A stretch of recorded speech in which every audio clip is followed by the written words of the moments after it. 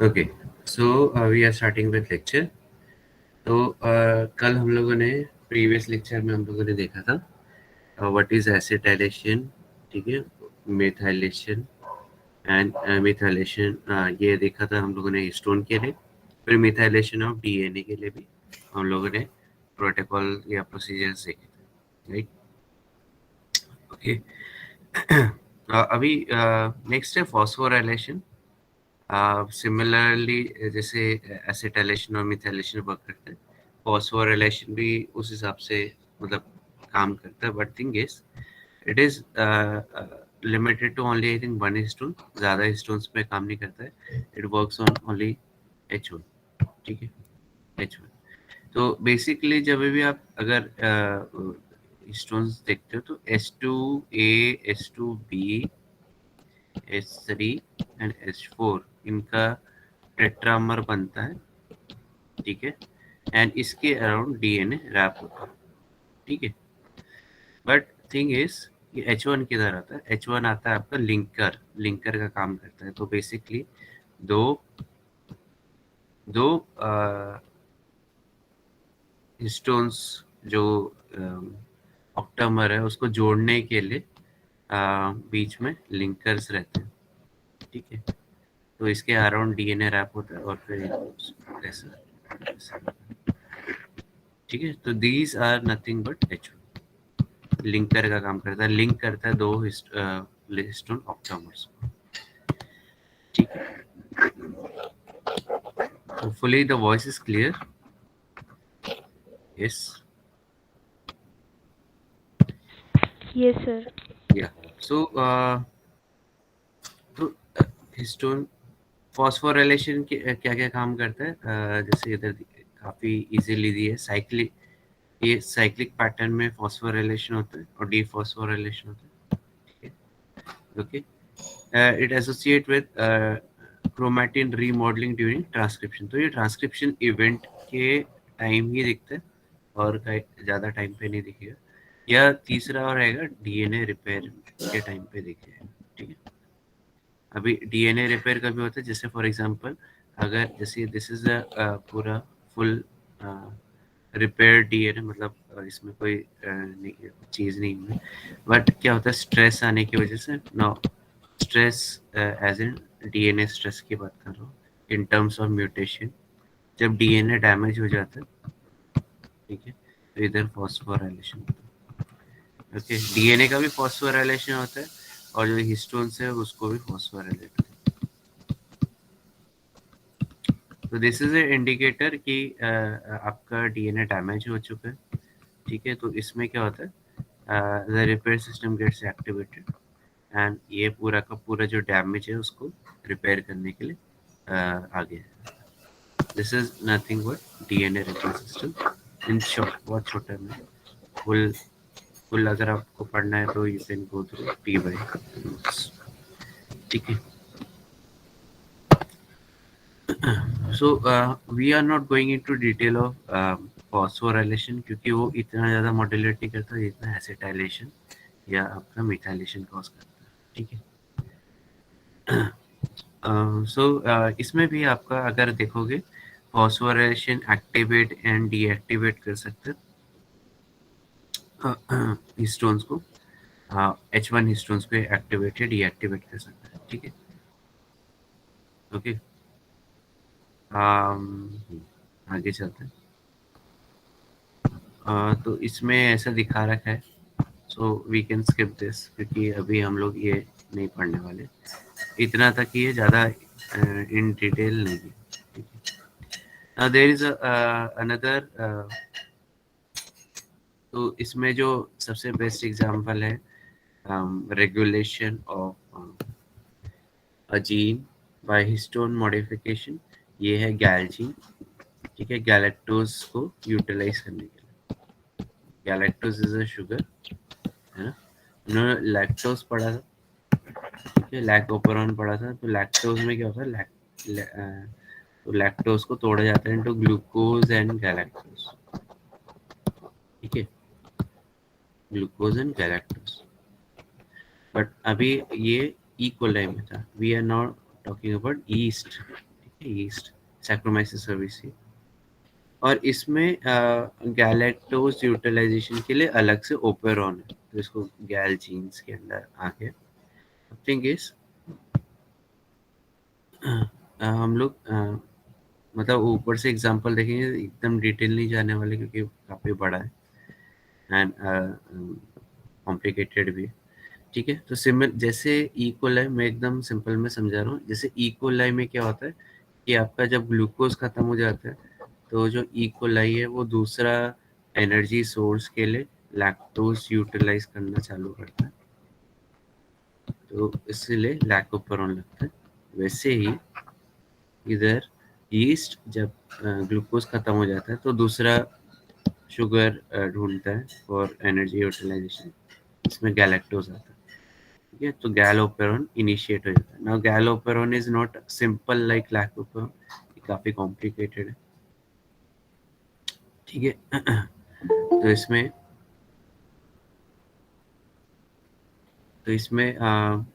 बहुत सारी चीजें, रिप्रेसर है, टाइप रिप्रेसर टाइप से। ठीक है, तो इसमें दो जीन जो मेन इन्वॉल्व है वो है गैल 10 एंड गैल 1। ओके, तो गैल 1 है और गैल 10 है, ये दो जीन्स है जो कि हिस्टोन बाउंडेड है। ठीक है, हिस्टोन बाउंडेड है, तो हिस्टोन को निकालना पड़ेगा पहले। ठीक है, तभी वो जीन्स एक्सप्रेस होगा, नहीं तो एक्सप्रेस नहीं होगा। ठीक है, तो इसको मदद करने के लिए बहुत सारे दूसरे चीजें आती हैं। ओके, जैसे हम लोगों ने इकोलाई में कैटापोलाइटर प्रेशन अगर देखा रहेगा, वैसे ही इसमें भी रहता है, बट इसमें थोड़ा सा कॉम्प्लिकेटेड ज़्यादा है। ठीक है, ऐसा। ठीक है, तो इधर क्या हुआ, अगर आप देखोगे इधर इधर हिस्टोन्स थे। ओके, एंड ये क्या था, ये इंडिपेंडेंट था, ये प्रोटीन्स है, ये इनहिबिशन कैरी आउट कर रहा है। अब क्या हो रहा है, ये जब तक ये प्रोटीन इसको बाइंड नहीं करेगा तब तक आपका ये हटेगा नहीं। ठीक है, तो ये एक बार हट गया, इसने बाइंड किया और साइटोप्लाज्म से अंदर आया न्यूक्लियस में, तब now these are available for binding. ठीक है, तो इधर आपका आपका इधर ये ट्रांसक्रिप्शन होगा और गैलेक्टोस्फेयर यूटिलाइजेशन के लिए जो प्रोटीन्स है वो जनरेट होंगे। Now it is quite long and lengthy, but मुझे खाली आपको एग्जांपल देना था, but in depth in example नहीं देना। ठीक है, because it is a 2 page का एग्जांपल। सो खाली इतना ही बताना था कि galactose utilization in yeast is highly regulated like lactoferrin, but it is also regulated at histone level, तो हिस्टोन्स को निकाला जाता है। ठीक है, ये वाले हिस्टोन्स को निकाला जाता है, तब जाके इनिशिएट होगा, नहीं तो नहीं होगा। सिंपल है। ठीक है, तो ये जो इधर जो ये प्रोटीन है वो इन रिप्रेसर का काम कर रहा है। ठीक है, तो ये जो इधर ये इंड्यूसर का काम कर सकता है 80 के साथ मिलके, ये इसको निकाल देता है इधर से। ठीक है, एंड फिर गैलेक्टोज को जो अ, उसमें जो हिस्टोन्स है उसको भी एसिटाइलेट करके निकाल सकते हैं। ठीक है, तो ऊपर ऊपर से जा रहे हैं हम लोग। ठीक है, होपफुली इतना तक समझ में आया रहेगा। वी हैव कवर्ड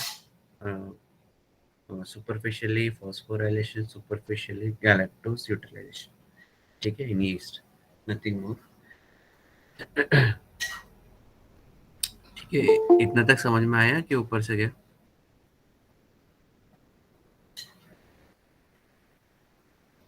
ऊपर से गया क्या? बाकी लोगों को नहीं समझ आया।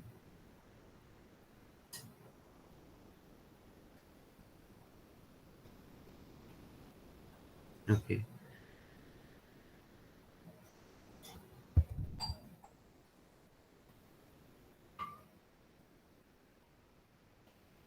तो हम लोग अभी नेक्स्ट इनिशिएट करते हैं। सॉरी, um,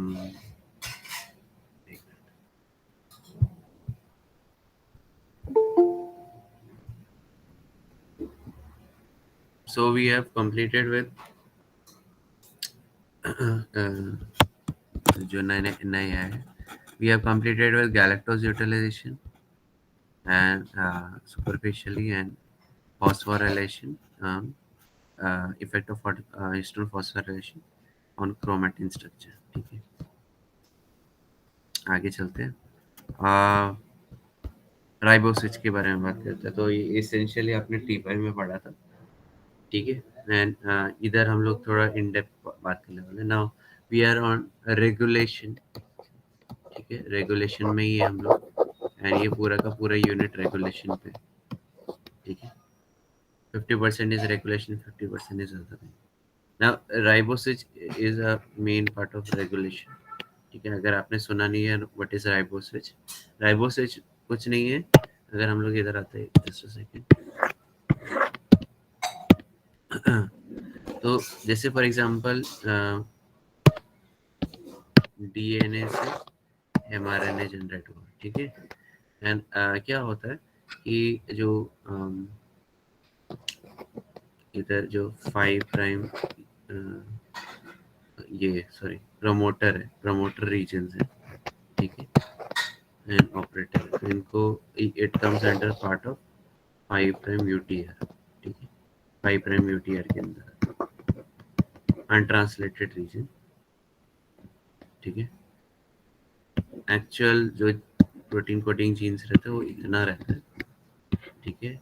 ये 3 प्राइम यूटीआर रहता है, मतलब अनट्रांसलेटेड रीजन। ये रीजन्स ट्रांसलेट नहीं होते, ठीक है। ये रीजन्स ट्रांसलेट नहीं होते, ठीक है। अब ये इम्पोर्टेंट है। ये इम्पोर्टेंट क्यों है? क्योंकि इधर रेगुलेशन होता है इवन आफ्टर प्रमोटर, प्रमोटर होने आने के मतलब प्रमोटर से एक्सप्रेस होने के बाद भी ये जो रीजन है ये यूटीआर में आता है। And this is in terms of regulation, बहुत इंपॉर्टेंट है 5 प्राइम, ठीक है। अब ये क्या होता है इसमें, किसी किसी सब में नहीं होता, किसी किसी एमआरएनए में ये राइबो स्विच रहता है। What is ribo switch? तो राइबो स्विच क्या होता है? तो बेसिकली स्विच आपको समझ के, स्विच क्या होगा, ऑन कर सकते हैं या ऑफ कर सकते हैं, ठीक है। स्विच ये होता है ना, एक वन क्लिक ऑफ बटन में आप ऑन कर सकते हैं, ऑफ कर सकते हैं। बट किसको ऑन कर रहे हैं, किसको ऑफ कर रहे हैं? आप इसकी एक्सप्रेशन को ऑन कर सकते हो। एमआरएनए बोल रहा हूँ, mRNA not DNA, I am talking in terms of mRNA, okay. MRNA के एक्सप्रेशन को ऑन कर सकते हो या उसको ट्रांसक्राइब नहीं होने दे सकते, ठीक है। तो ये होता है स्विच। अब राइबो स्विच क्या हो गया? RNA is acting as a switch, ठीक है। और कौन सा आरएनए? 5 प्राइम यूटीआर, ठीक है। ये जो ये रीजन है ये आपका स्विच का काम कर रहा है कि आगे का जो जीन्स है वो एक्सप्रेस होना चाहिए कि नहीं होना चाहिए, ठीक है। मतलब ट्रांसलेट होना चाहिए कि नहीं होना चाहिए। This is acting as a switch, ये इंपॉर्टेंट, ठीक है। Okay, so this is called as riboswitch, ठीक है। सारे आपको सारे एंजाइम्स में नहीं दिखेंगे, सारे प्रोटीन्स में नहीं दिखेंगे, ठीक है। कुछ स्पेशल एमआरएनए में रहते हैं, जरूरी नहीं सबके सब में, ठीक है। अब तो हम लोगों ने देखा ribo switch, but ribo switch का स्ट्रक्चर कैसा रहता है? ऐसा रहता है। So it is a more of tertiary structure. क्या है? टर्शरी, टर्शरी स्ट्रक्चर, ठीक है। इसमें क्या हुआ है कि इधर आपस में हेयर पिन्स बने। अगर आपको इजी समझने के लिए इधर हेयर पिन्स बने, ठीक है।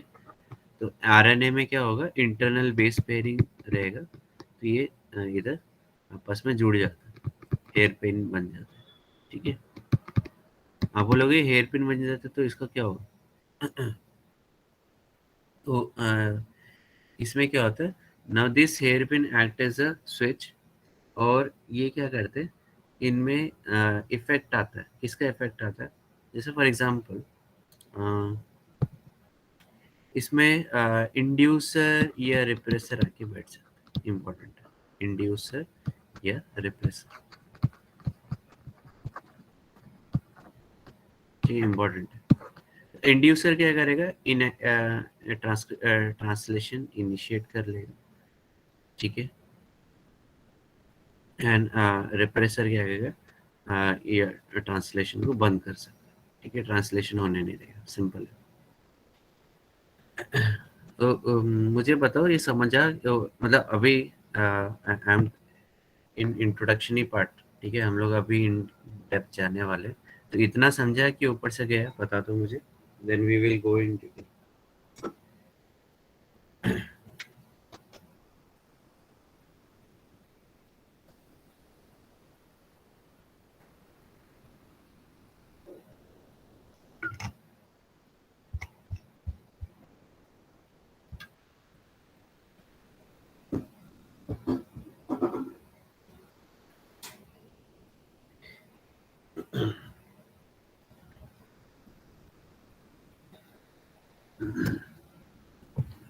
ठीक है, सो अभी हम लोग थोड़ा इन डेप्थ जाते हैं।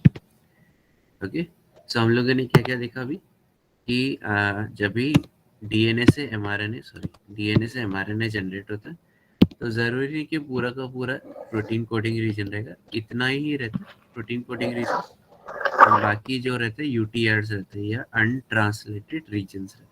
यूटीआर का फुल फॉर्म है अनट्रांसलेटेड रीजन्स, ठीक है, जो कभी ट्रांसलेट नहीं होते, ठीक है। नाउ अभी हम लोग 5 प्राइम यूटीआर की बात कर रहे हैं, और इसमें एक सबसे one of the best examples हम लोग देखने वाले हैं। थोड़ा सा कॉम्प्लिकेटेड है, बट आप होपफुली समझ जाओगे, ओके। तो 5 prime UTR will act as a switch, ठीक है। तो अगर मैसेज सही है, मतलब आपका इंड्यूसर अवेलेबल है, तो it will lead to higher level of translation, ठीक है। अगर पुअर मैसेज है, या मतलब रिप्रेसर का बात कर रहे हैं इधर, तो इधर ट्रांसलेशन नहीं होने वाला, सिंपल है, ठीक है। इसलिए इसको राइबो स्विच बोला जाता है। तो राइबो स्विच के इधर डेफिनेशन दे रखे हैं, is an RNA domain that contains a sequence that can change secondary structure to control its activity। तो टर्शरी स्ट्रक्चर या सेकेंडरी स्ट्रक्चर रहेगा, टर्शरी नहीं। टर्शरी में 3D बन जाएगा, सो सेकेंडरी स्ट्रक्चर की बात हो रही है। तो हेयरपिन मॉडल बना, ज़्यादा कॉम्प्लिकेटेड स्ट्रक्चर्स नहीं बने, ओके।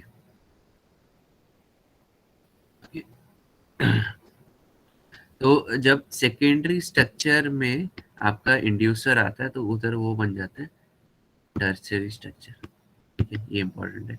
मतलब इसमें क्या होता है, जैसे फॉर एग्जांपल नीचे चले जाते हैं, एक एग्जांपल सबसे बेस्ट एग्जांपल है इधर।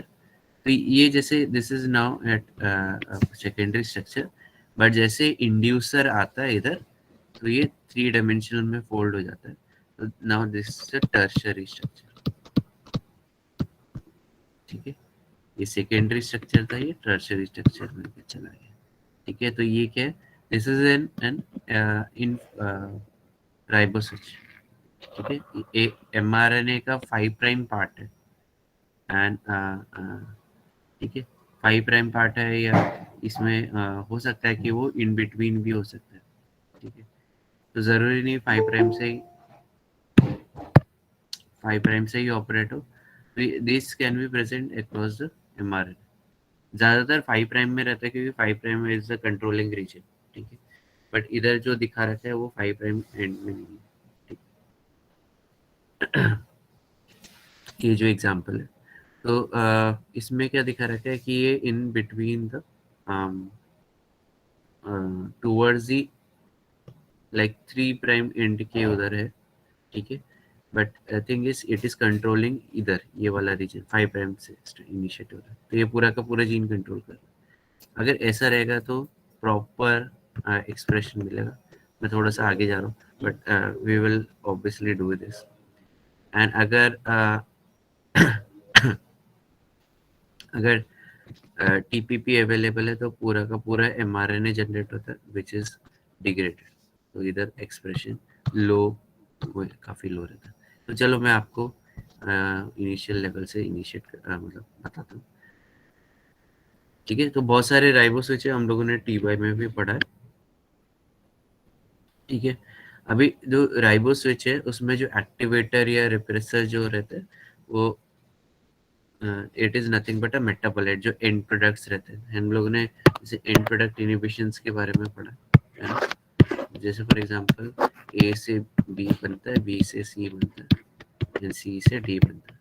ठीक है, अब डी का कॉन्सेंट्रेशन अगर बहुत ज़्यादा हो जाता है तो वो क्या करता है, फर्स्ट एंजाइम को ही बंद कर देता है। ठीक है, ये हम लोगों ने देखा था टी वाई में भी। कुछ सिमिलर मैकेनिज्म इधर भी हो रहा है। ठीक है, कुछ सिमिलर मैकेनिज्म इधर भी हो रहा है।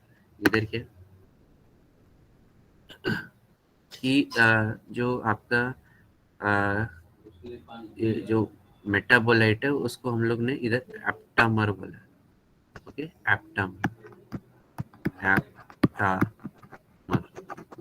ठीक है, एप्टामर। तो ये क्या करता है एप्टामर, ये एक टाइप का एंड प्रोडक्ट है जो कि आपका राइबो स्विच के साथ जाके मिलता है, बाइंड होता है, और वो सेकेंडरी स्ट्रक्चर को टर्शियरी स्ट्रक्चर में कन्वर्ट कर देता है। ठीक है, तो बेसिकली इधर क्या हो जाता है, फोल्डिंग होता है। जैसे इधर हम लोगों ने देखा था, इधर जो आरएनए है ये नॉर्मल सेकेंडरी स्ट्रक्चर में, और जैसे ही मेटाबोलाइट आता है या एप्टामर आता है तो इधर फोल्डिंग होता है, कॉम्प्लेक्स फोल्डिंग होता है। ठीक है, जिसके वजह से जो स्विच है ऑन या ऑफ हो सकता है। ठीक है, तो जैसे इधर मेटाबोलाइट आया, टर्शियरी स्ट्रक्चर बना, तो ये ऑफ का सिग्नलिंग दे रहे हैं, इधर ये ऑन का सिग्नलिंग है। ठीक है, ठीक है, ये इधर ऑन है और इधर ऑफ हो चुका है। ठीक है, ओके। हम लोग इधर जो तो this is nothing but a kind of a ribozyme. Just a second.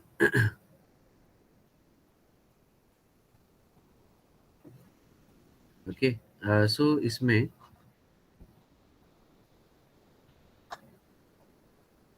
तो इसमें अभी हम लोग जो एग्जांपल देखने वाले हैं वो इधर है। ठीक है, ओके। तो ये है production of glucosamine 6 phosphate from fructose and glutamine, ये हम लोग देखने वाले हैं। तो इसमें क्या हो रहा है, जस्ट सेकेंड। तो इधर फ्रक्टोज 6 फॉस्फेट प्लस ग्लूटामाइन,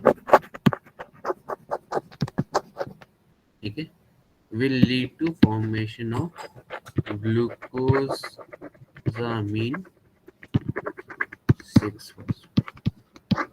ठीक है, we are not going into structure, हम लोग बायोकेमिस्ट्री नहीं देख रहे। ठीक है, हम लोग देख रहे हैं कि फ्रक्टोज 6 फॉस्फेट और ग्लूटामाइन मिलके ग्लूकोजामिन 6 फॉस्फेट जनरेट कर रहा है। उसको हम लोगों ने शॉर्ट फॉर्म में GLC-N6P बोला है। ठीक है, ग्लूकोजामिन 6 फॉस्फेट। ठीक है, और ग्लूकोजामिन 6 फॉस्फेट अगर हम लोग देखेंगे तो ये सेल वॉल बायोसिंथेसिस में मेजर रोल प्ले कर रहा है। ठीक है, एंड जो जीन है उसका नाम है GLMS। ठीक है, GLMS। ठीक है, जो कि एक्चुअली फ्रक्टोज 6 फॉस्फेट और ग्लूटामाइन को मिलके, ऑब्वियसली इंजाइम का जरूरत है, राइट, इधर इंजाइम का जरूरत है। इधर जो एंजाइम है वो किधर से कौन सा जीन बना रहा है, वो बना रहा है GLMS। ठीक है, ये जीन है and this is producing enzyme, और ये जो एंजाइम है ये फ्रक्टोज 6 फॉस्फेट और ग्लूटामीन को कन्वर्ट कर रहा है ग्लूकोजामिन 6 फॉस्फेट। तो इतना तक समझ में आया, बता दो यस और नो,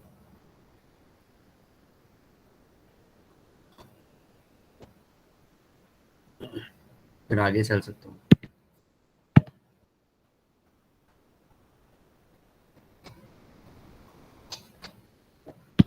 ओके,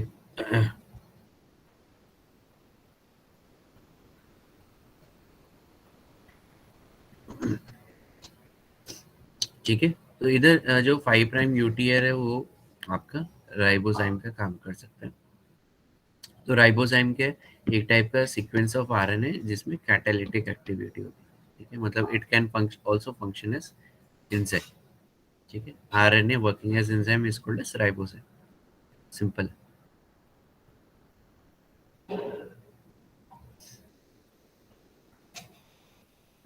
ठीक है, तो हम लोगों ने जैसे देखा कि जब प्रमोटर रीजन्स होते हैं, इधर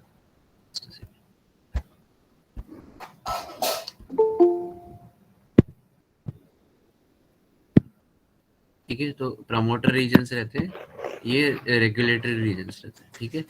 वैसे ही 5 prime UTR is also a type of regulatory region, nothing else, ठीक है। तो ये रेगुलेट करता है कि एक्सप्रेशन होना चाहिए कि नहीं होना चाहिए, ठीक है? हाँ।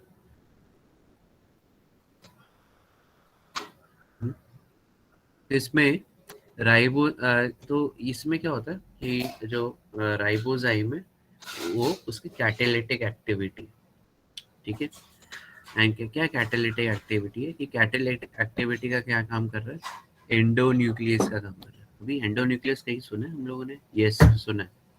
तो ये बेसिकली डीएनए को अंदर से तोड़ देता है, कट करता है, कट मारता है, ठीक है, ओके।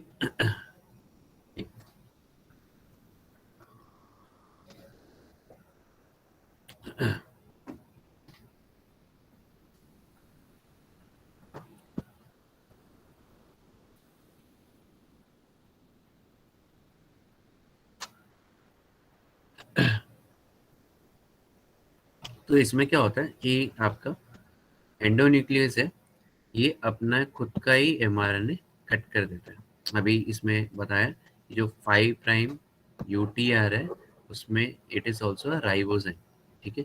तो इधर आपका इधर राइबोजाइम है, इधर कहीं तो, ठीक है, 5 प्राइम रीजन में, and it is also acting as a endonuclease. तो राइबोजाइम में कुछ ना कुछ कर रहा है, तो इंटरनल कटिंग कर रहा है, ठीक है, इधर कहीं कट कर रहा है, ठीक है। अब कटिंग करने से क्या होगा, ठीक है, consequence of the is sorry, it is activated by binding of metabolite product glucosamine 6 phosphate to the aptamer region in the ribosome. The consequence is that accumulation of activates the ribosome which cleaves the mRNA which in turn prevents further translation, ठीक है। तो इसमें इधर दिखा देता हूँ, ठीक है। तो इसमें क्या है, एमआरएनए ये आपका प्रोटीन कोडिंग रीजन है, ये 3 प्राइम यूटीआर है, ठीक है, एंड ये 5 प्राइम यूटीआर, ओके। तो ये क्या हो रहा है, इधर से आपका नॉर्मली एंजाइम प्रोड्यूस हो रहा है जिसको जीएलएम, ठीक है। आपका इधर से ये ग्लूकोजामिन 6 फॉस्फेट बनता है, ओके। अभी इसमें बोला गया कि जो 5 प्राइम यूटीआर है, अगर इसमें, और ये थोड़ा कॉम्प्लिकेटेड स्ट्रक्चर है तो मैं ऐसे थोड़ा सा रफ ड्राइंग कर रहा हूँ, ठीक है। अभी इसमें क्या बोला है, अगर एंड प्रोडक्ट का कॉन्सेंट्रेशन इंक्रीज होगा, एंड प्रोडक्ट का कॉन्सेंट्रेशन इंक्रीज होगा तो क्या करें, ठीक है। तो एंड प्रोडक्ट क्या होगा, इधर as a aptamer end product will act as a repressor, ठीक है, एप्टमर का काम करें, और ये जो प्रोडक्ट है इधर आके बैठ जाएगा। हायर कॉन्सेंट्रेशन में क्या होता है, ज़्यादा कॉन्सेंट्रेशन में रहेगा तो सब जगह अवेलेबल है, इट इज़ अवेलेबल है, ठीक है। तो इधर क्या हो जाएगा, ये सेकेंडरी स्ट्रक्चर टाइप बन जाएगा, ठीक है। एंड अभी क्या हो जाएगा, ये एक्टिवेट हो जाएगा, एक्टिवेट होने से क्या होगा, ये राइबोजाइम, ठीक है। तो ये अपना डी आरएनए को ही कट कर देगा, ठीक है। तो इधर ये क्या करेगा, राइबोजाइम इधर एक कट मार देगा बीच में से। अभी अगर जीन में या एमआरएनए में अगर बीच से कट गया तो will it be give a functional protein, functional protein देगा कि बीच में से कट मार दिया तो हाँ? अगर बीच में से ये फंक्शनल एमआरएनए है और इसमें से कट आ गया बीच में और ये दो हिस्सों में अलग अलग हो गया, ठीक है, तो क्या ये फंक्शनल आरएनए रह जाएगा क्या? Simple, yes no.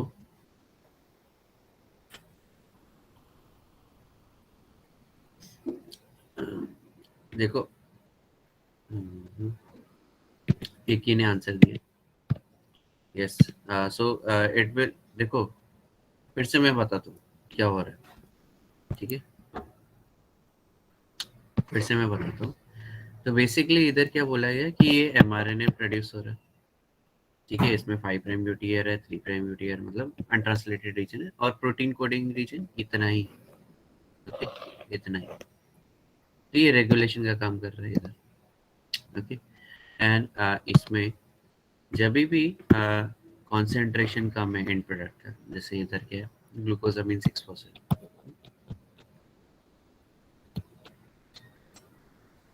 ओके,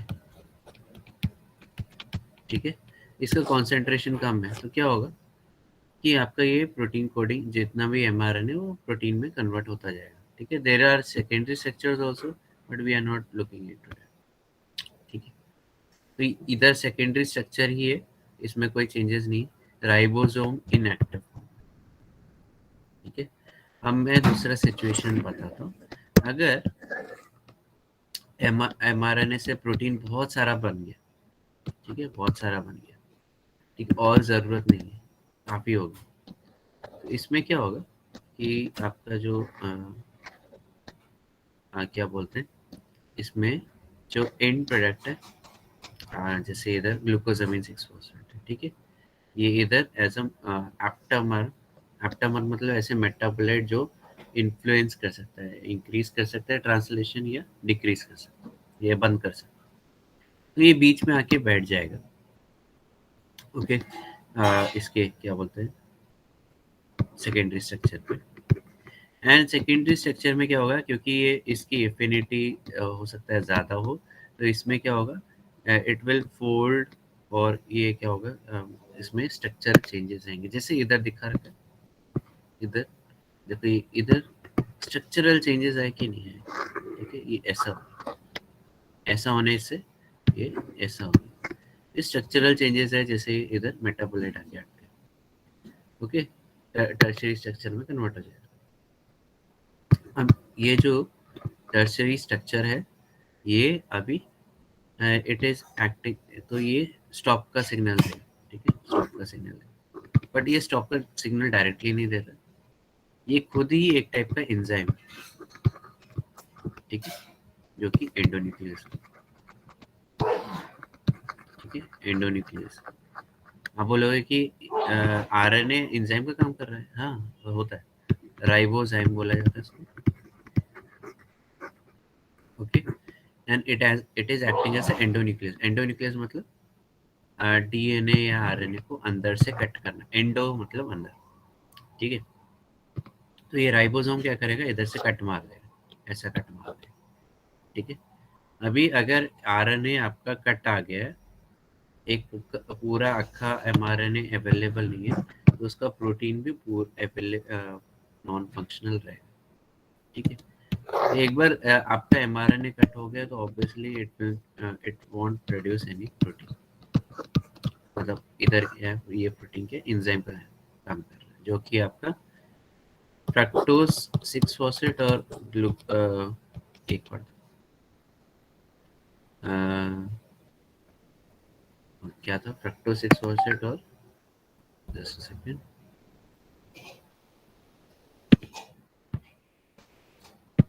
इधर क्या है,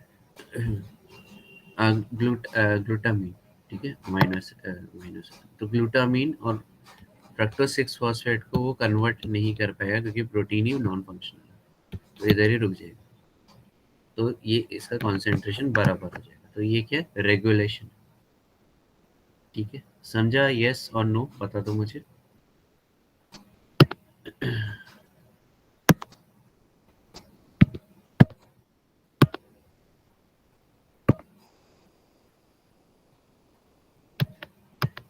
समझा नहीं समझा मतलब?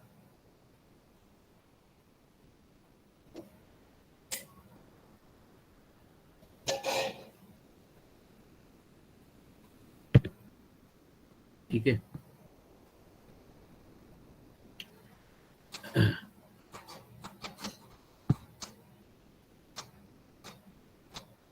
ओके।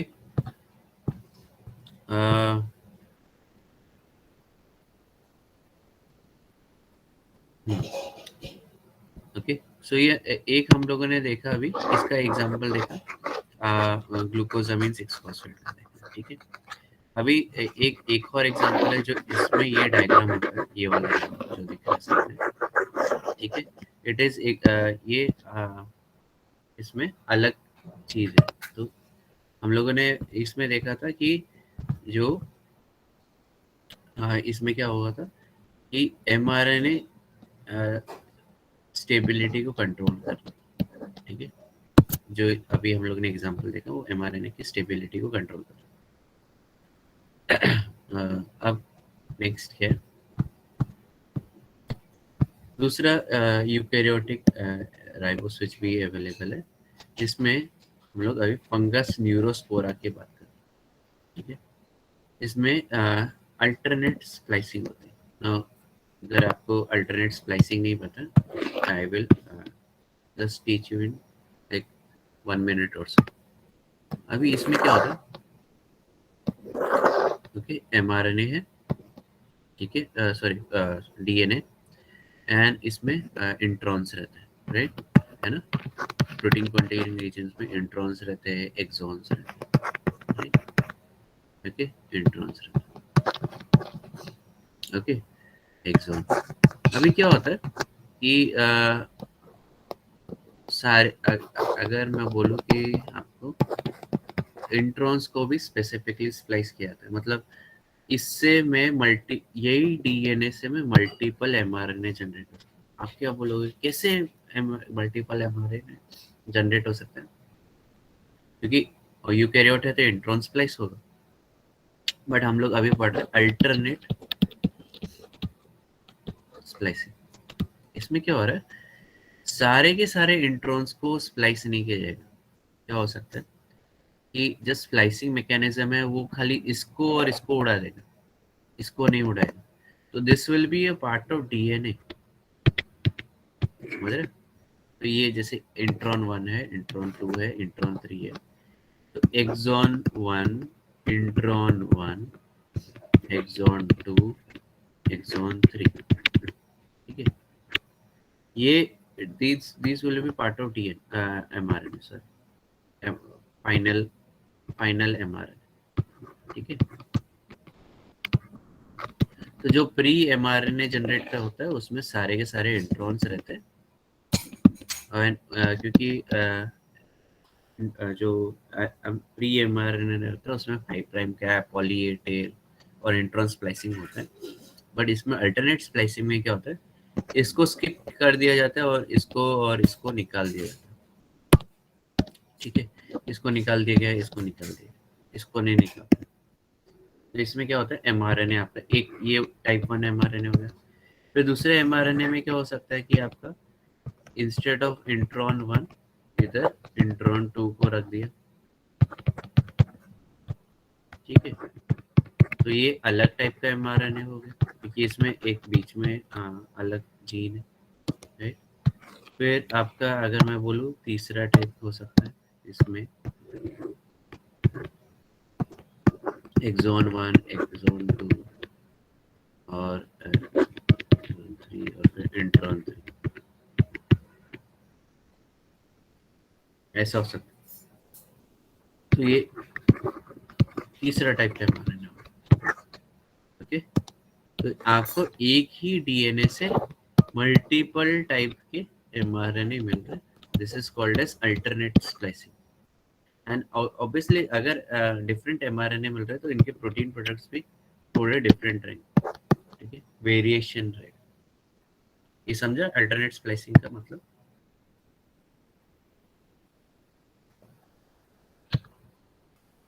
यस नो मतलब?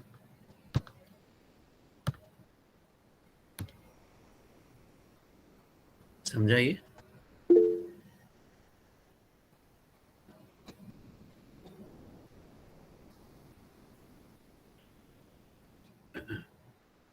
ठीक है, तो ये एग्जांपल में अल्टरनेट स्प्लाइसिंग होता है, सॉरी, अल्टरनेट स्प्लाइसिंग होता है, ठीक है। और जीन का नाम क्या, NMT1 है, ठीक है। और ये क्या बना रहा है, विटामिन B1, ओके।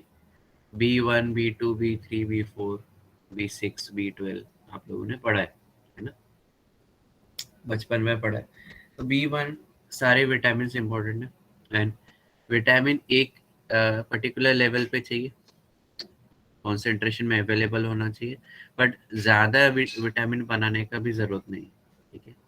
एक लेवल चाहिए, हर एक चीज़ एक पर्टिकुलर लेवल पे चाहिए।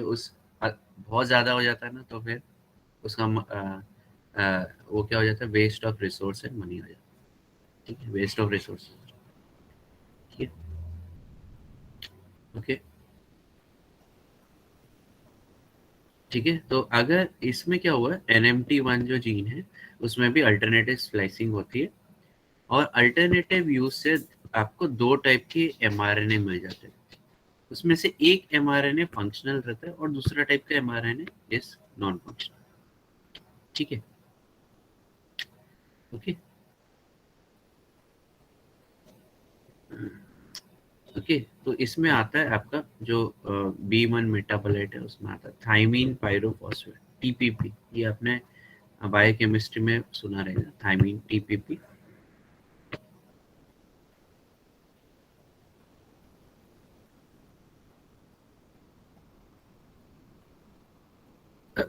सॉरी।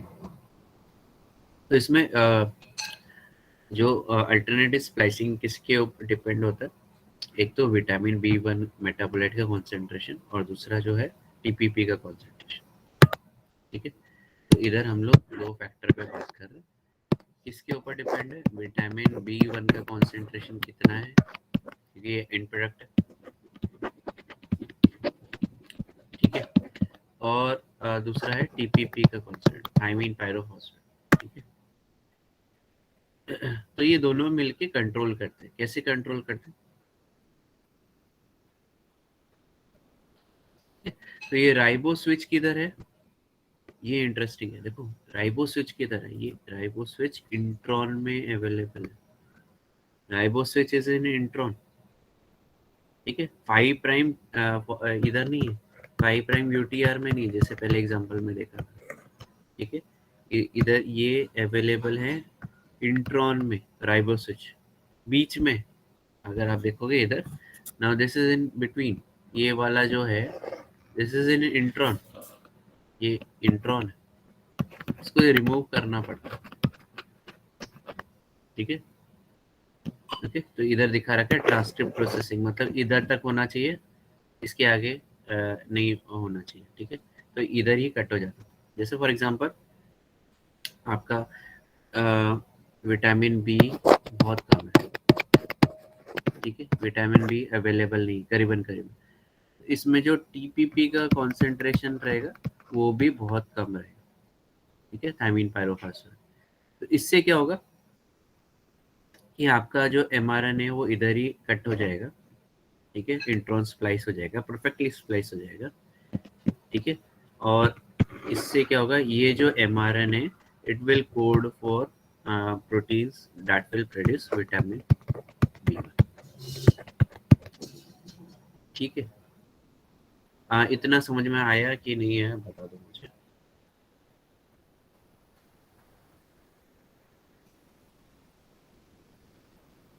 ये बता दो कि इतना समझ में आया कि ऊपर से गया, चाहिए तो मैं वापस रिपीट कर सकता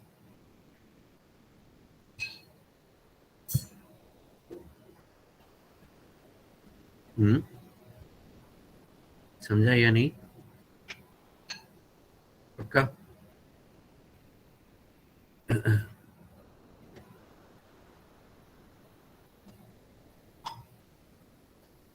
सामिया शोरी शोरी है क्या?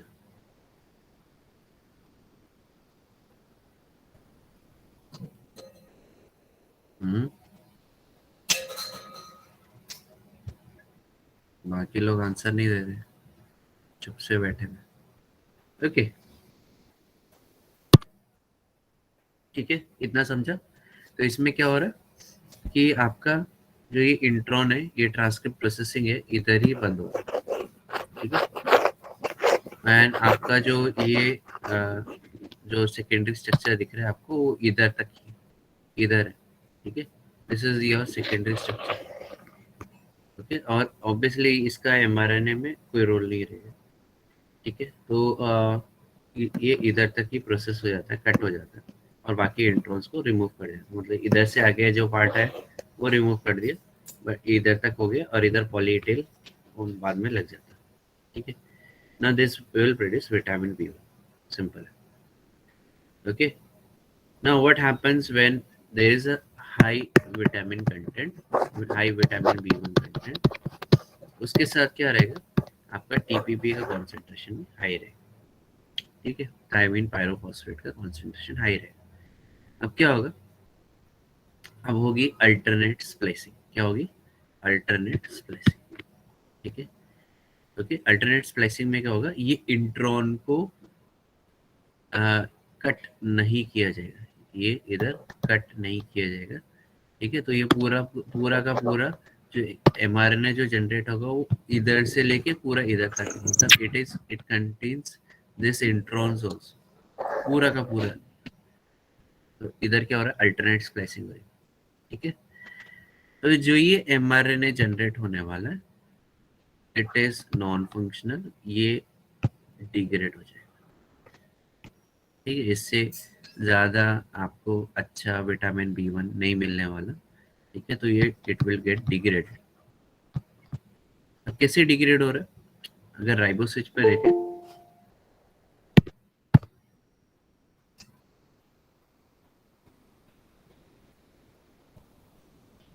अगर राइबो स्विच पे देखोगे तो राइबो स्विच नॉर्मल पोजीशन में है, राइट, ओके।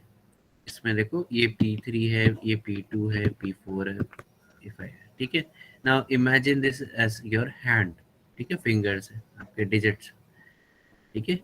अभी क्या हुआ, जब हाई कॉन्सेंट्रेशन ऑफ टीपीपी है, मतलब विटामिन बी1 कॉन्सेंट्रेशन का हाई हाई है, एंड टीपीपी का कॉन्सेंट्रेशन हाई है, तो ये क्या हो जाएगा, टीपीपी बीच में आ जाएगा इधर, ठीक है। एंड नाउ ऑब्वियसली जो आपका इधर राइबो स्विच है, वो टीपीपी को पकड़ लेता है।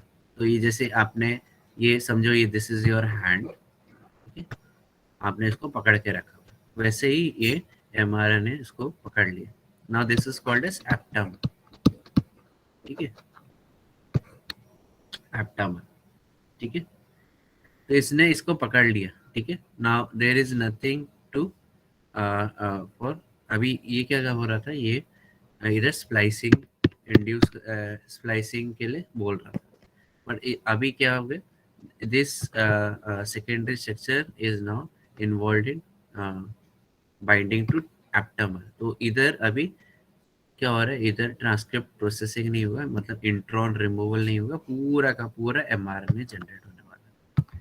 एंड पूरा का पूरा एमआरएनए जनरेट होने वाला है, तो मतलब ये क्या हो जाएगा, ये पूरा का पूरा डिग्रेड हो जाएगा, इसका कोई मतलब नहीं है। Now this is regulation at molecular level, ठीक है। तो जब टीपीपी अवेलेबल नहीं है, तो ये नॉर्मल सेकेंडरी पोजीशन में है आपका, एंड इट विल, ठीक है, तो ये नॉर्मल सेकेंडरी पोजीशन में, and it will induce intron splicing, ठीक है, परफेक्ट इंट्रॉन स्प्लाइसिंग होगा, और ये क्योंकि ये खुद इंट्रॉन में है, तो ये भी निकल जाएगा, और इधर ये आपको परफेक्ट छोटा एमआरएनए जनरेट होगा, जो कि एक्चुअली विटामिन बी1 बना के देगा, ठीक है।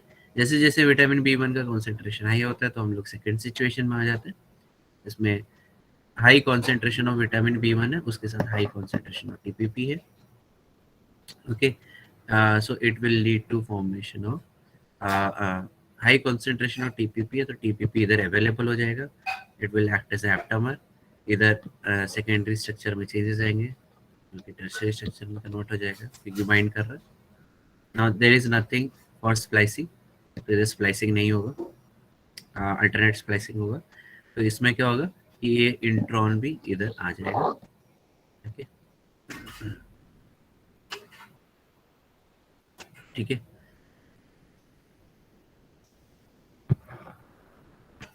ये इंट्रॉन आ जाएगा और आपका इधर एक और चीज़ है, इधर एक और चीज़ है जो एक और अल्टरनेट स्प्लाइसिंग में क्या हो रहा है, ये GU निकल जा रहा है। ठीक है, ये इंट्रॉन है, ये भी निकल जाएगा। ठीक है, ये स्प्लाइस हो जाएगा, इधर ये कट हो जाएगा बट इधर ये कट नहीं हो रहा, इधर ये कट नहीं हो रहा है। ये एक और इंट्रॉन है। ठीक है, ये इंट्रॉन है, इधर कट, और ये भी एक टाइप का। ठीक है, अब इसमें क्या हो रहा है, ये इंट्रॉन को रहने दिया जा रहा है इन परफेक्ट जब विटामिन B1 बनाना है, बट ये इंट्रॉन को रिमूव किया जा रहा है जब विटामिन कॉन्सेंट्रेशन हाई है। ठीक है, और ये इंट्रॉन को रखा जा रहा है, तो थोड़ा सा कॉम्प्लिकेटेड है बट ईजी है, समझ जाएगा आपको डायग्राम से। तो ये पूरा का पूरा ट्रांसक्रिप्ट डिग्रेड हो जाता है। ठीक है, समझ में आया, ऊपर से गया, बता दो मुझे।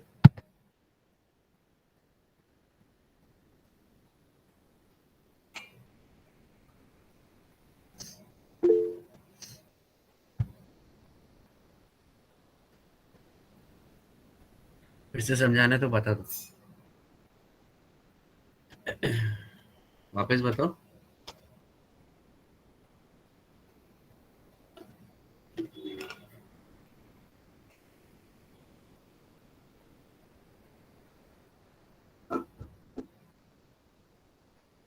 एक बार रिपीट कर लेते हैं हम लोग, इम्पोर्टेंट है। इम्पोर्टेंट मतलब आप लोगों को समझने के लिए ये आ, फिर से एक बार एक फटाक से रिवीजन कर लेते हैं व्हाट हैपेंड। ठीक है,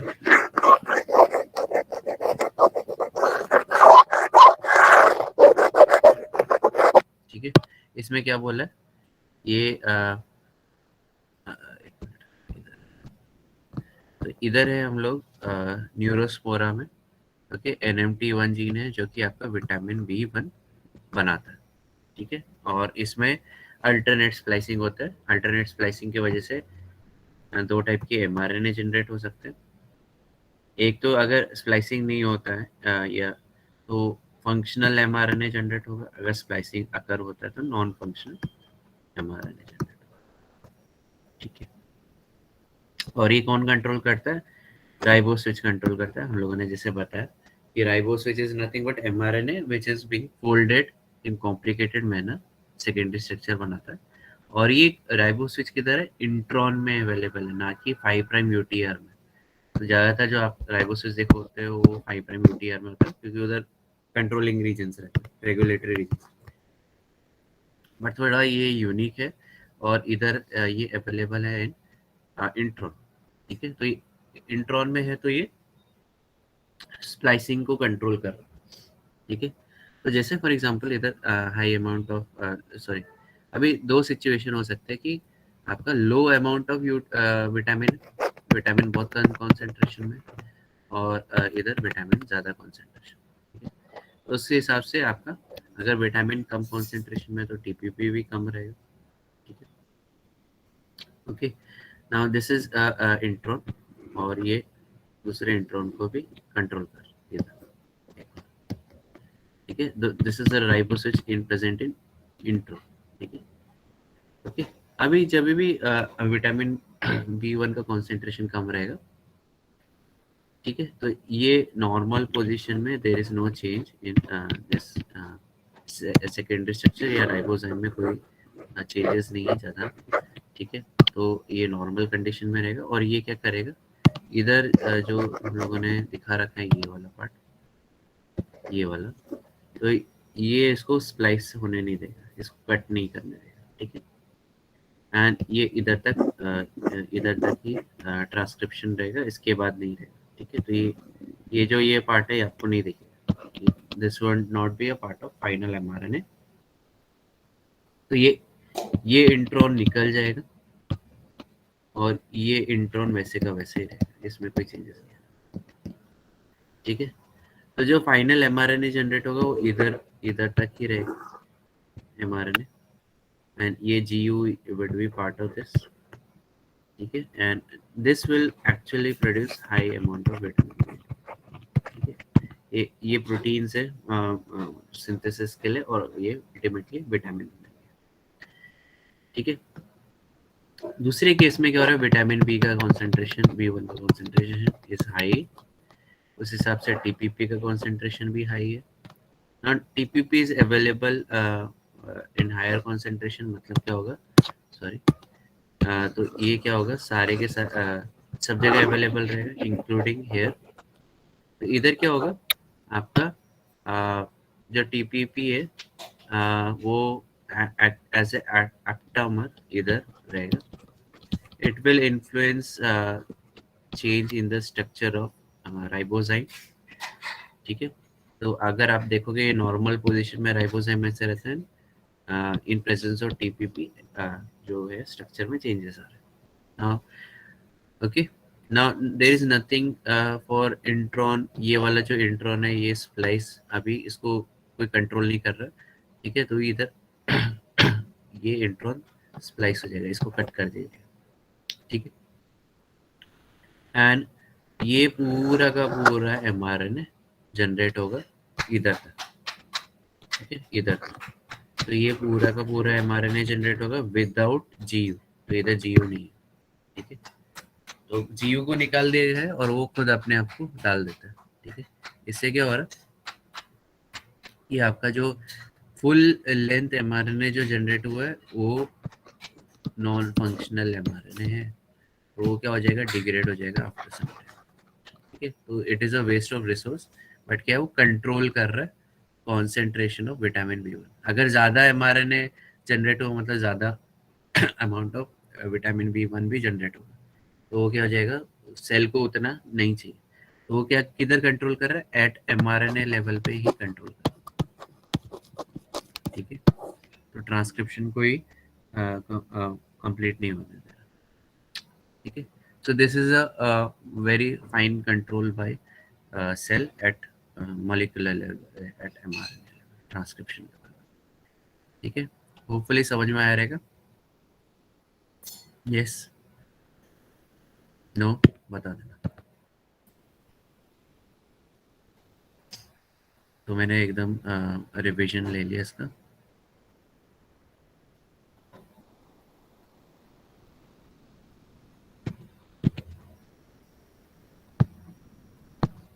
ठीक है, अब जो नेक्स्ट पार्ट पे हम लोग आते हैं, तो एक काम कर सकते हैं, we can take 2 minutes water break, तो ले लो, एक वाटर ब्रेक ले लो, and then we will continue.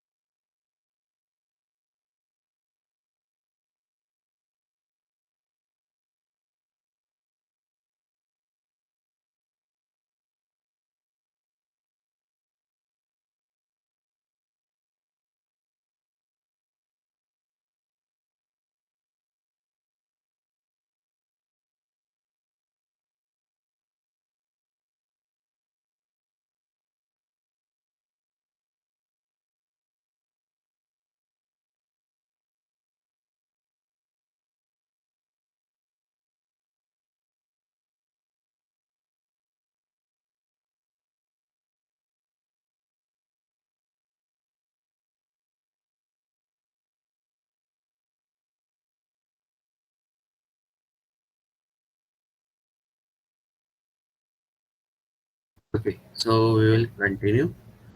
And next topic is regulation of RNA expression by non-coding RNAs. ठीक है, तो ये जो हम लोग देखने वाले हैं वो RNA आई के अंडर आता है एक्चुअली, या नॉन कोडिंग RNAs के अंदर आता है, ठीक है। ओके, NcRNA भी बोलते हैं इसको। इसके बहुत सारे टाइप्स है, तो उसमें बहुत सारा कंफ्यूजन होता है, मुझे भी बहुत सारा कंफ्यूजन होता है, ठीक है। इसके अंदर SNRNA आता है, माइक्रो RNA आता है, ठीक है, SNORNA आता है, ठीक है। फिर RNAi भी बोला जाता है, बट बहुत सारी चीजें, ठीक है। तो इसमें बेसिकली नॉन कोडिंग RNA, एक minute, okay, speaker mic is on, okay, ठीक, ओके। सो इसमें क्या हो रहा है, तो नॉन कोडिंग RNA आपको सबसे ज्यादा आपको ऑब्वियसली यूकेरियोट्स में दिखेगा, एंड कई कई जगह प्रोकैरियोट्स में भी देखा गया, बट देखते हैं, ठीक है। तो इसमें बेसिकली क्या बोलते हैं कि आपका जो क्या बोल रहे हैं कि आप जो DNA से जो mRNA जनरेट होता है, ठीक है, mRNA जनरेट होता है, तो इसमें क्या बोला है, एक दूसरा DNA ऑल्सो, हाँ, एक दूसरा दूसरा DNA भी जनरेट होता है, सॉरी मैं वापस मैं बताता हूँ। तो for example this is a gene 1, ठीक है, एकदम सिंप्लीफाइड लैंग्वेज में बता रहा हूँ, जीन 1 है, mRNA जनरेट कर रहा है, ठीक है। अभी mRNA का कॉन्सेंट्रेशन इज वेरी हाई, ये आपको इसका एक्सप्रेशन ही बंद करना है, ठीक है, हो सकता है परमानेंट एक्सप्रेशन बंद करना, तो ये कोई जीन X रहेगा, ठीक है, और ये भी एक टाइप का mRNA प्रोड्यूस कर रहा है, ये भी एक टाइप का RNA प्रोड्यूस कर रहा है, हो सकता है mRNA जो भी है। Now this is nothing but complementary to this mRNA,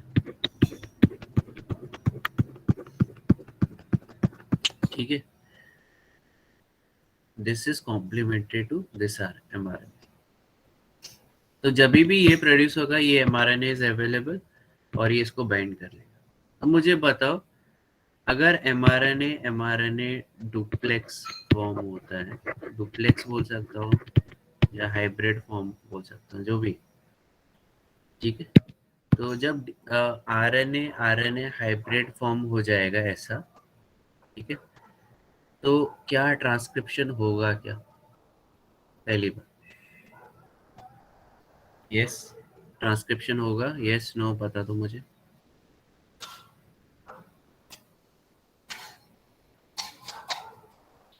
yes, जब RNA हाइब्रिड फॉर्म होगा, इज एवरीवन अवेलेबल, तो ट्रांसक्रिप्शन होगा क्या,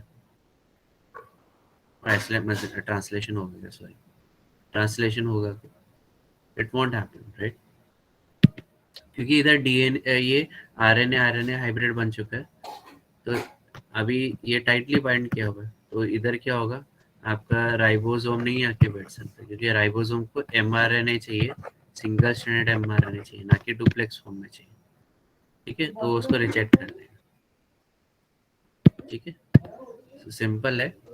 तो ये इसमें क्या हो रहा है कि एक जीन का mRNA इज बाइंडिंग टू दूसरा जीन का mRNA और उसका ट्रांसलेशन स्टॉप कर रहा है, ठीक है, this is nothing but interference, इसका mRNA इंटरफेरेंस, RNA दूसरे RNA को जाके बाइंड कर रहा है और उसके ट्रांसलेशन को इंटरफियर कर रहा है, ठीक है, इंटरफियर कर रहा है मतलब उस पर रोक रहा है, उसको रोक रहा है, ट्रांसलेशन को रोक रहा है, this is nothing but interference या नॉन कोडिंग RNA, ठीक है, NcRNA,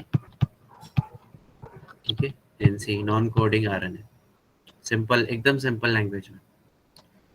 अभी इसमें भी अलग अलग मैकेनिज्म है जिसमें ये आरएनए दूसरे प्रोटीन को बुला के इसको तोड़ सकता है, ठीक है, या इसका स्ट्रक्चर चेंज हो सकता है, बहुत सारी चीज़ें, ठीक है, जिसकी वजह से this won't be available for others to bind, ठीक है, आरएनए मतलब राइबोसोम उसको बाइंड नहीं कर पाएगा। बहुत सारे मैकेनिज्म्स है, हर जैसे माइक्रो आरएनए का उसका मैकेनिज्म थोड़ा अलग है, ठीक है, फिर एसएनआरएनए उसका मैकेनिज्म अलग है, माइक्रो आरएनए उसका अलग है, एसनो आरएनए उसका अलग है, ठीक है। तो इसको टिपिकली कैटेगराइज किया जाता है इनटू आरएनए आई टेक्नोलॉजी, जो कि काफ़ी ज़्यादा एडवांस है, ठीक है, मतलब ये अराउंड इसका जो कॉन्सेप्ट है 15-20 इयर्स बैक आया था, पीछे आया था। और इसमें क्या बोला गया था कि अगर हम लोग आरएनए आई यूज कर सकते तो we can stop cancer cells from expressing proteins, जिसकी वजह से परफेक्टली टारगेट करके कैंसर सेल्स को मारा जा सकता है। दूसरा जो जैसे फॉर एग्जांपल है आपके डिजीज्ड सेल्स है, उसमें भी उसको रोका जा सकता है, डिजीज कंडीशंस में भी जो डिजीज कॉजिंग जीन्स उसको रोका जा सकता है और उसके बदले में न्यू सेल्स को डाला जा सकता है, ठीक है। तो इसमें ये आरएनए इसको इसका एप्लीकेशन ज़बरदस्त है, बट ये आपको बहुत हाई लेवल पे कंट्रोल करना पड़ेगा, नहीं तो प्रॉब्लम हो जाएगा, ठीक है, नहीं तो फिर अगर नॉर्मल सेल के एमआरएनए को बंद कर दिया तो फिर वाट लगेगा, ठीक है। सो तो ये आरएनए आई या आरएनए इंटरफेरेंस या इंटरफेरिंग आरएनए भी बोल सकते हैं इसको, आरएनए आई टेक, ठीक है, टेक्नोलॉजी। इतना समझा? यस, ओ क्या ऊपर से गया?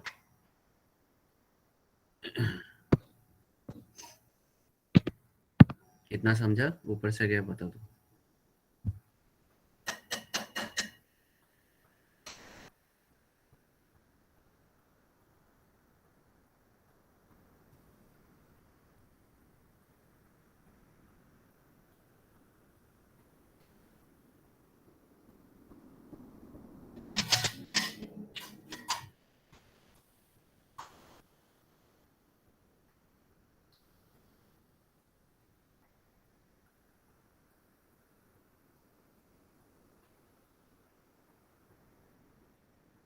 ठीक है, आगे चलते हैं।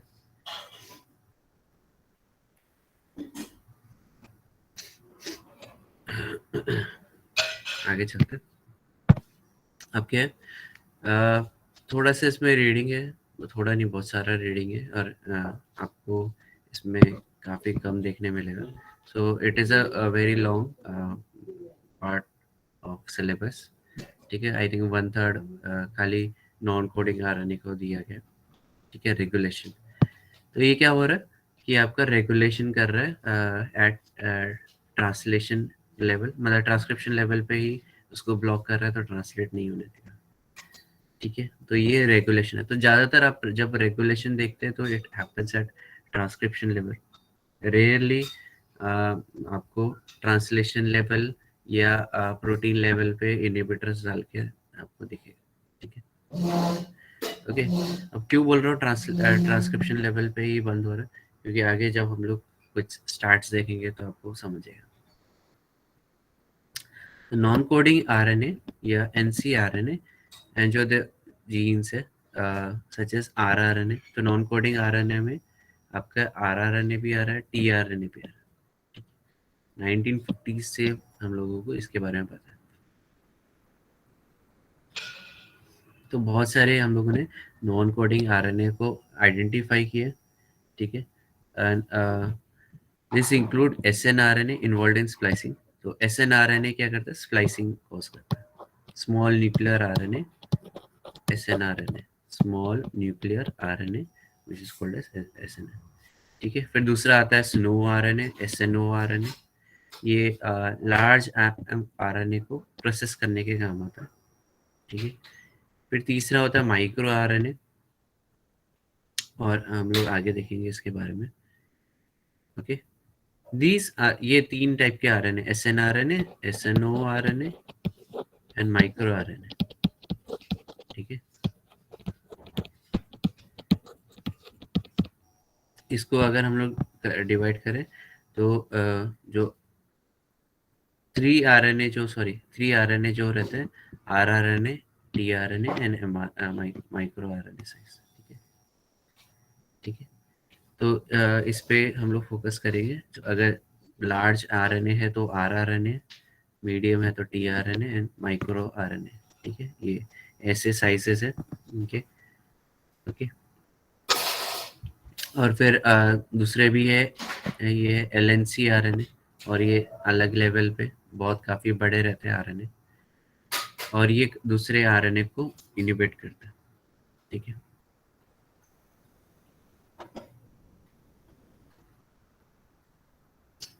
ठीक है, तो इसमें जो जब भी एक्सपेरिमेंट रन होता है तो ये पूरा का पूरा जीनोम को चेक करना पड़ता है कि वो किधर जाके बाइंड हो रहा है। ऐसा नहीं है कि खाली कुछ सेक्शन ऑफ जीन्स पे ही हम लोग चेक कर रहे हैं ना, वी हैव टू एनालाइज कि अगर ये मुझे माइक्रो आरएनए मिला है या जो भी है, एसएनआरएनए जो भी मिला है, वो किधर जाके बाइंड कर रहा है। तो ये किधर जाके बाइंड कर रहा है, तो उसके लिए हम लोग को एक जीन नहीं, पूरा का पूरा जीनोम देखना पड़ेगा, पूरा होल जीनोम देखना पड़ेगा, ठीक है। ओके, तो ये काफ़ी ज़्यादा मैसिव वर्क है, और इसमें whole cell RNA sequencing utilize होता है। तो मतलब सोचो, खाली आपको देखना है कि अगर ये आरएनए दूसरे कौन से आरएनए को जाके बाइंड कर रहा है, तो मुझे पूरा का पूरा डीएनए का, ठीक है, सबका आरएनए बनाना पड़ेगा, ठीक है। और देखना पड़ेगा कि वो किधर जाके बाइंड कर रहा है, किधर जाके बाइंड कर रहा है, कौन से आरएनए को जाके बाइंड कर रहा है। हो सकता है इधर बाइंड करो, हो सकता है इधर बाइंड करो, वी डोंट नो, या कहीं इधर बाइंड करो, ठीक है, हम लोग को पता नहीं, क्वेश्चन मार्क। ओके, नेक्स्ट है, तो बहुत ज़्यादा इसमें काम वर्क बहुत ज़्यादा वर्क रहता है इसमें, क्योंकि आपको पूरा का पूरा होल सेल आरएनए सीक्वेंसिंग करना पड़ेगा इसके लिए। तो it is quite difficult in earlier days, but now it is okay, it is little bit easy, क्योंकि होल जीनोम सीक्वेंसिंग आ चुका है, तो इजी हो जाता है।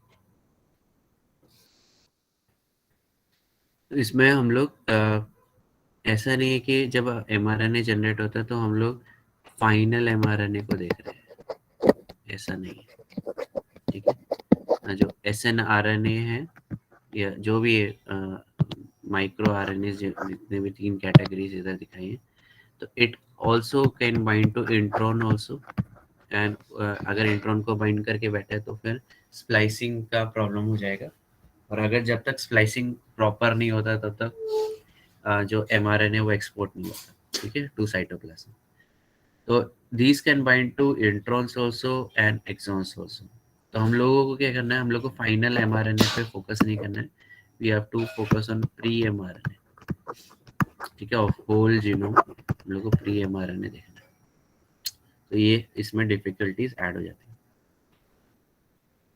ठीक है। तो both coding and non coding strands और जीन्स में हम लोग चेक करना पड़ेगा।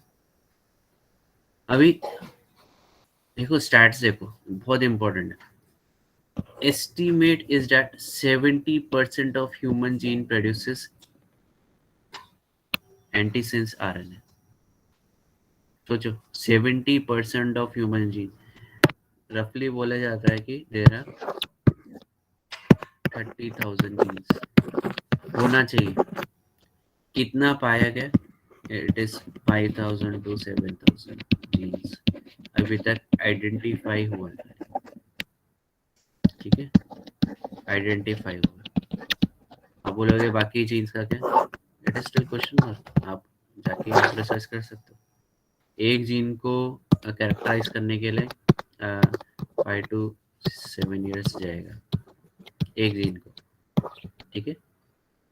तो आप सोचो इतने सारे जीन्स है वो कब तक कैरेक्टराइज होंगे। It will take approximately 50 years or so. AI tech use करके आई थिंक थोड़ा स्पीड अप हो जाएगा, ठीक है, बट हो सकता है। So many researchers are working on different genes. तो अगर जितने लोग डिफरेंट जीन पे काम करेंगे उतना अच्छा रहेगा, ठीक है। आगे चलते हैं। Transcription from both coding sense and non-coding antisense strand can result in non-coding RNA with regulatory function, ठीक है। तो जैसे मैंने बताया था, इधर हम लोगों ने देखा था ये वाला, तो ये कोड कर रहा है, ये कोडिंग है, ठीक है। तो ये जीन वन है, ये mRNA परफेक्ट mRNA बना रहा है, बट ये जो जीन एक्स है जो भी हो सकता है, तो ये नॉन कोडिंग mRNA बना रहा है। मतलब क्या, इसका जो mRNA रहेगा वो इधर जाके परफेक्ट जो कोडिंग mRNA उसको बाइंड कर लेगा और उसके एक्टिविटी को बंद कर देगा। सिंपल है, ओके ओके। सो ऐसा भी होता है। हाँ, अभी एक नॉन कोडिंग रीजन का एक और नॉन कोडिंग आरएनए का, सॉरी, एक और क्लास है और उसको बोलते हैं एल लिंक आरएनए, ठीक है। अब आप बोलो ये लिंक क्या होगा। लिंक का फुल फॉर्म है long intergenic non coding RNA, ठीक है। तो लिंक का फुल फॉर्म है लॉन्ग इंटरजेनिक नॉन कोडिंग, और आरएनए है तो आरएनए, ठीक है, ठीक है। इंटरजेनिक रीजन्स में ऐसे आता है, मतलब दूसरे जीन्स एक्सप्रेस करते हैं, ठीक है। और ऐसा माना जाता था कि जो दूसरे जो जीन्स जिधर से नॉन कोडिंग या लिंक आरएनए जनरेट हो रहा है उससे कोई जीन्स एक्सप्रेस होता ही नहीं है, कोई प्रोटीन्स नहीं जनरेट होता, ठीक है। तो अगर हम लोग देखें तो हम लोगों ने जो बात कर रहे हैं इसमें 70% of genes are coding for non coding RNA या जो भी, ठीक है, इम्पोर्टेंट है। क्यों, इतने सारे जीन्स है इनहिबिट करने के और हमारे पास खाली 30% जीन्स है जो वर्क करता है, एक्चुअल प्रोटीन को कोड करता है। तो ये क्यों है इम्पोर्टेंट है। तो हम लोग आ जाते हैं इधर। Now at so human body has around 206 types of cells, ठीक है, ओके। हर एक सेल का अलग अलग फंक्शन है, ठीक है। हार्ट सेल्स हो गए, हार्ट मसल सेल्स हो गए, सॉरी, आरबीसी हो गया, ठीक है, डब्ल्यूबीसी हो गया। तो इन तीनों का फंक्शन इज डिफरेंट। तीनों में अगर आप आरबीसी को छोड़िए, आरबीसी जब वो नेटिव फॉर्म में ओरिजिनल, मतलब स्मॉल, जब वो ये रहता है, ओरिजिनल बोल रहा हूँ, सॉरी। तो इनिशियल फेज में आरबीसी में डीएनए रहता है, बट फिर मैच्योर होने के लिए फिर न्यूक्लिक एसिड को निकाल देता है, ठीक है। इनिशियल लेवल पे देखोगे, हार्ट मसल सेल देखो, डब्ल्यूबीसी देखोगे, आपको सेम जीनोम मिलेगा सब जगह, ठीक है। 206 में से 205 में सेम जीनोम मिलेगा, इंक्लूडिंग आरबीसी। अगर 206 सेम जीनोम मिलेगा, बट सब में expression of genes would be different, ठीक है, डिफरेंट। क्यों, हर एक का अलग रोल है, तो हर एक में सेम जीन्स एक्सप्रेस नहीं होने वाले, ठीक है। तो हर एक में अलग अलग जीन्स ही एक्सप्रेस होंगे। तो हो सकता है कि बाकी जीन्स को रिप्रेस करने के लिए आ जाता है इधर नॉन कोडिंग आरएनए, ठीक है, एनसीआरएनए आ जाता है। एंड ये जीन्स को जो बाकी जीन्स है, ठीक है, बाकी जीन से, जैसे for example heart muscle cell है, ठीक है। अभी इसको WBC जो जीन्स होंगे या टी सेल्स के जीन्स होंगे या बी सेल के जीन्स होंगे या आपके क्या बोलते हैं एंटीबॉडी बनाने के जीन्स होंगे, ये सबको बंद करना पड़ेगा, ठीक है। ओके, एंड इसको बंद करने के लिए it can use non coding RNA, ठीक है, सिंपल है। नॉन कोडिंग mRNA को यूज करके, आरएनए को यूज करके ये सारे के सारे जो जीन्स है, बाकी जीन्स को शट ऑफ कर दिया जाएगा परमानेंटली, एंड जो हार्ट मसल के जो जीन्स प्रोटीन्स इन्वॉल्व रहते हैं वही रखा जाएगा, ठीक है। It will not also produce sperms and ओवा ऑल्सो, ये भी सब बंद कर दिया जाएगा। खाली जो हार्ट मसल से रिलेटेड जो भी जीन्स रहेंगे वही स्विच ऑन किया जाएगा, बाकी सारे जो स्पेशलाइजेशन के रहेंगे इंक्लूडिंग हेयर फॉर्मेशन, ठीक है, एंटीबॉडी फॉर्मेशन, WBC फॉर्म, जो प्रोटीन चाहिए, टी सेल के चाहिए, बी सेल के चाहिए, सबके सब बंद कर दिए जाएंगे, ठीक है। समझ रहे हैं? ऊपर से जा रहा है बता दो मुझे, बाउंसर जा रहा है तो बता देना, यस नो, समझ रहा है? ऊपर से जा रहा है?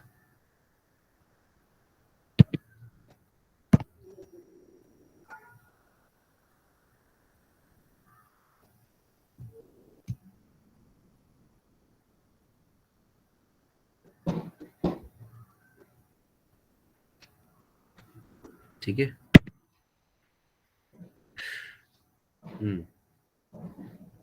तो रिसर्चर्स ने काफ़ी ज़्यादा ह्यूमन जीनोम पे काम किया, एंड उन्होंने एक मतलब प्रोजेक्ट के उसमें प्रोजेक्ट किया था, encyclopedia of DNA elements in code, ऐसा प्रोजेक्ट इनिशिएट किया था फॉर ह्यूमंस। फिर दूसरे मॉडल ऑर्गेनिजम्स जैसे हो गए आपके न्यूरोस्पोरा हो गया या ड्रोसोफिला हो गया, सी एलिगेंस हो गया, C elegans is nothing but a worm, Drosophila is nothing but fruit fly. तो इनमें भी ढूंढना चालू किया कि इनमें भी ऐसे नॉन कोडिंग आरएनए रहते हैं क्या, जैसे ह्यूमंस में रहते हैं। तो उधर देखा गया, वो तो खाली 1% ही स्टडी किया ह्यूमन जीनोम का, एंड पूरा का पूरा सी एलिगेंस और ड्रोसोफिला को जीन्स को चेक किया गया, एंड बहुत सारा डेटा मिला, ठीक है। जैसे अगर देखोगे सी एलिगेंस मतलब वर्म में 21,000 नॉन कोडिंग आरएनए मिले, 21,000, सोचो। ओके, और क्या बोला गया इधर, क्या बोला गया, इम्पोर्टेंट है, खाली 19,000 जीन्स है सी एलिगेंस के पास, 21,000 कैसे, क्वेश्चन मार्क है। एंड सारे जीन्स नॉन कोडिंग तो नहीं रहेंगे ना कुछ तो कोई प्रोटीन बनाता रहेगा। तो 19,000 जीन से 21,000 नॉन कोडिंग आरएनए कैसे बन रहा है, क्वेश्चन मार्क, ठीक है। तो ये जानने के लिए हम लोग आ जाते हैं इधर, ठीक है। तो जैसे for example this is RNA, ठीक है, या डीएनए, ओके, और ठीक है। तो एक मिनट, तो इधर ये क्या बनेगा, इतना फंक्शनल mRNA जनरेट, ठीक है। उसके बाद अच्छा, तो अगर इसको हम इसको क्या होता है, सेल इसको अल्टरनेट स्प्लाइस करके इसको नॉन कोडिंग आरएनए में कन्वर्ट कर सकते हैं, ठीक है। या इसके और भी टुकड़े हो सकते हैं, इधर इधर, ठीक है। तो ये नॉन कोडिंग आरएनए जनरेट, एक ही जीन से आपको एक mRNA और दो टाइप के नॉन कोडिंग आरएनए मिल रहे हैं, ठीक है। तो ऐसा होता है, एंड आप रीड करोगे तो आपको पता चल जाएगा, ठीक है। और फिर इनके पास एक सेट है, तो फिर दूसरा सेट में भी इनको 7,000 नॉन कोडिंग आ रहे हैं, तो ये बहुत ज़्यादा हो जाता है। तो 21 के सेट और 7 के सेट, मतलब 7,000 एंड 21,000, के मतलब 1000, ठीक है। तो 28,000 तो इधर ही हो गया, और उनके पास कितने जीन्स है, 19,000, इसलिए ये ऐसा जनरेट होता है, ओके। सो काफ़ी ज़्यादा, और ये ऐसा नहीं है कि non coding mRNA is like a time pass. ये बहुत ज़्यादा powerful and very strong regulation carry out करता है, बहुत ज़्यादा। ठीक है, ये परमानेंटली बंद कर सकता है जीन। ठीक है, परमानेंट। ठीक है, कैसे? जैसे मैंने पहले बताया कि किधर गया वो, जस्ट अ सेकेंड, ये देखो। ठीक है, तो इसमें हम लोगों ने देखा था ये कोडिंग जीन है, तो ये अगर एमआरएनए जनरेट करेगा, और दूसरा नॉन कोडिंग जीन है। ओके, तो जब तक जीन एक्स वर्किंग है, तब तक जीन वन का जो प्रोटीन्स बनेगा ही नहीं, क्योंकि ये इधर जाके बाइंड कर रहा है और उसकी एक्टिविटी को बंद कर रहा है। सिंपल है। तो जब तक ये जीन फंक्शनल है, इट विल नॉट वर्क। जैसे ये जीन बंद हो गया, it will initiate its work. ठीक है, तो ऐसा नहीं है कि this genes are bad. These genes are very much useful for regulation. अगर आप सोचोगे, आपका एक ही सेल से आई के प्रोटीन, हेयर के प्रोटीन्स, नोज के प्रोटीन्स, ठीक है, W B C, R B C, T cells, B cells, सब सारे जनरेट हो रहे हैं। It will lead to formation of cancer also. ठीक है, तो regulation is very very important. Okay, now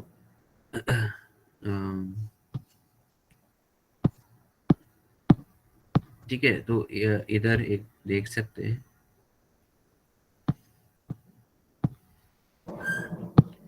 anti sense का मैंने बता दिया आप लोगों को। जैसे for example this is a wild type gene. ठीक है, आपका ये प्रोटीन कोडिंग रीजन है। ठीक है, ये वाला, और इधर से आपको परफेक्टली एमआरएनए मिला। Okay, now there is also anti sense gene. ये सेंस है, तो ये एंटी सेंस जीन भी अवेलेबल रहेगा, और ये भी एमआरएनए जनरेट करता है। ठीक है, अब ये mRNA is complementary to this mRNA, तो ये क्या हो जाता है, आरएनए आरएनए डुप्लेक्स बनता है, और इधर आपका ट्रांसलेशन स्टॉप हो जाएगा, इधर इसका ट्रांसलेशन नहीं होगा, एंड नॉन ये पूरा का पूरा जीन नॉन फंक्शनल है। ठीक है, it is as simple as this. Okay, ठीक है, this technique offers a powerful approach for turning off genes at will. तो फिर अगर मुझे कोई भी डिजीज कॉजिंग जीन है किसी पेशेंट में, तो मैं एंटी सेंस एमआरएनए डाल के वो जीन को उधर ही बंद कर सकता हूँ, जिससे डिजीज कॉज नहीं हो। इतना पावरफुल टेक्निक है। ठीक है, आई कैन यूज इन, जैसे फॉर एग्जांपल अगर किसी को HIV है, तो अभी तक आया नहीं है, बट मैं इंटीग्रेस के अगेंस्ट एक एंटी सेंस जीन बना सकता हूँ। ठीक है, फिर एंटी आरटी रिवर्स ट्रांसक्रिप्टेज है। ठीक है, ओके, तो वो जीन नॉर्मली ह्यूमंस में तो बनता नहीं, तो इसके अगेंस्ट में क्या बोलते हैं, एमआरएनए जनरेट कर सकता हूँ। इसके अगेंस्ट में एंटीसेंस एमआरएनए जनरेट कर सकते हैं। एंटीसेंस इंपॉर्टेंट है, एंटीसेंस एमआरएनए जनरेट कर सकते हो, जिसकी वजह से ना HIV होगा, ना आपको कोविड होगा। सिंपल है। ठीक है, तो जितने भी रिवर्स ट्रांसक्रिप्टेज के ऊपर है, वो सब के सब बंद हो जाएंगे। ओके, तो ये पूरा का पूरा वायरस को भी बंद कर सकते हैं इजीली। ठीक है, बट थिंग इज कि ऐसे जीन्स अपने को बॉडी में डालने पड़ेंगे, एंड वो एक्सप्रेस भी होना चाहिए। इंपॉर्टेंट है। तो ना HIV होगा, ना इन्फ्लुएंजा होगा, ना कोविड, ये होगा, कोविड होगा, कोरोना वायरस। सिंपल। ठीक है, तो ये अभी तक मतलब ऐसे अभी तक आया नहीं मार्केट में। ठीक है, एंटीसेंस हमारा है, एंटीसेंस आ रहे हैं। ठीक है, तो इसको ये क्या कर रहा है, ट्रांसक्रिप्शनल इंटरफेरेंस कॉज कर रहा है, जिसकी वजह से जो जीन्स है, टारगेट जीन्स है, उसको बंद किया जा सकता है। सिंपल है। ओके, ऑब्वियसली ये आपको इधर भी क्या बोलते हैं, ये यूकेरियोट्स में सबसे ज़्यादा दिख रही है। तो इसके एग्जांपल्स भी है, you can go through the examples अगर आपको चाहिए। ठीक है, उस पर भी आप वर्कआउट कर सकते हो। तो इसमें basically we are achieving transcriptional gene silencing. ठीक है, तो हम लोग जीन को बंद कर रहे हैं, साइलेंस ऑफ कर रहे हैं। ठीक है, जैसे for example this is a gene. ठीक है, इधर मैंने इसको साइलेंस ऑफ कर दिया। ठीक है,